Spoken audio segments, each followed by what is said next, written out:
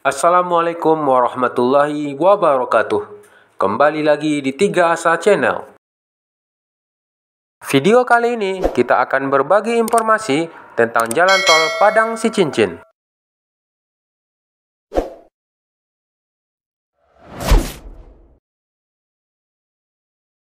Sidang dugaan korupsi pembebasan lahan Tol Padang Sicincin di Nagari Parit Malintang, Kabupaten Padang Pariaman digelar di Pengadilan Ad Hoc Tindak Pidana Korupsi di Pengadilan Negeri Padang.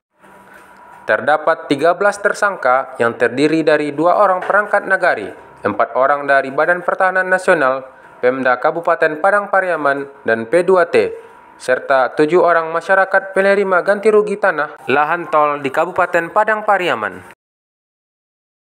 Korupsi tersebut diduga mengakibatkan kerugian uang negara sebesar 27 miliar rupiah. Terkait hal itu, Lembaga Bantuan Hukum LBH Padang menyatakan akan mengawal dan memantau jalannya persidangan di Pengadilan Negeri Padang. Pengawalan akan kasus ini bertujuan untuk memastikan keadilan bagi masyarakat penerima ganti rugi tanah, ucap Adrizal, penanggung jawab isu fair trial dan korupsi LBH Padang.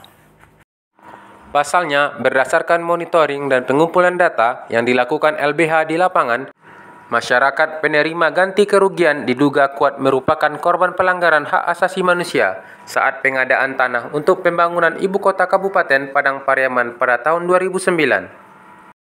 Saat itu, LBH Padang adalah pendamping masyarakat Parit Malintang yang dipaksa untuk menyerahkan sebanyak 100 hektar lahan pertaniannya yang berstatus ulayat kaum dan ulayat suku, terang Adrizal.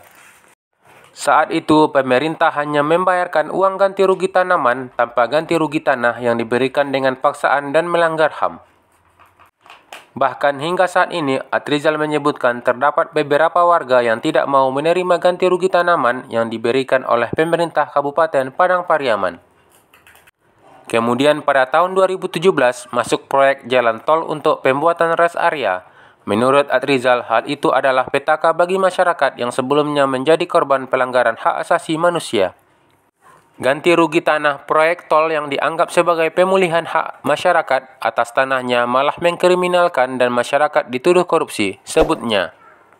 Diketahui, sebagian tanah itu kemudian dijadikan taman keanekaragaman hayati yang sempat menerima aliran dana dari pemerintah pusat. Sikap berubah-ubah dari pemerintah daerah turut mendorong masyarakat masuk ke dalam jurang tuduhan keji sebagai koruptor, imbuh Adrizal. Berdasarkan fakta di lapangan yang didapatkan LBH, masyarakat ternyata tetap mengelola dan menguasai tanah tersebut hingga ganti rugi tol dibayarkan. Faktanya, pemberian ganti rugi dilakukan oleh pemerintah beserta jajarannya, bahkan ada dari instansi kepolisian dan instansi kejaksaan pula. Namun layaknya dagelan, kemudian masyarakat yang jadi korban pelanggaran HAM malah menjadi pesakitan dibui, lanjutnya. Dengan demikian, LBH Padang menyayangkan ketika beberapa masyarakat korban pelanggaran HAM malah dituduh korupsi. Adrizal menegaskan ia setuju dalam kasus tersebut terdapat dugaan korupsi, namun bukan dilakukan oleh masyarakat penerima ganti rugi tanah. Ada satu masyarakat yang berkolaborasi dengan instansi pemerintahan hingga merugikan keuangan negara. Namun masyarakat yang menerima ganti rugi tanah lainnya hanya terseret dan diduga menjadi korban kriminalisasi atas kasus ini, bebernya. Oleh karena itu, ia meminta Majelis Hakim Tindak Pidana Korupsi bersikap hati-hati, membuka pikiran dan menelaah secara cermat fakta-fakta lapangan dengan arif dan bijaksana untuk memberikan keadilan bagi masyarakat penerima ganti rugi jalan tol. Perlu kami ingatkan kepada semua pemerintah daerah yang melakukan pelanggaran HAM atas tanah akan berakibat fatal bagi masyarakat yang akan merekvitimisasi kembali korban pelanggaran HAM, tuturnya.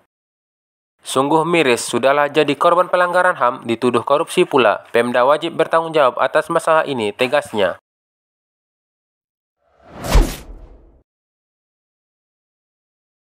Baik Sobat 3 Asa, sampai di sini dulu video kali ini. Semoga bermanfaat. Jangan lupa like, komen, subscribe, dan share video ini. Terima kasih. Assalamualaikum warahmatullahi wabarakatuh.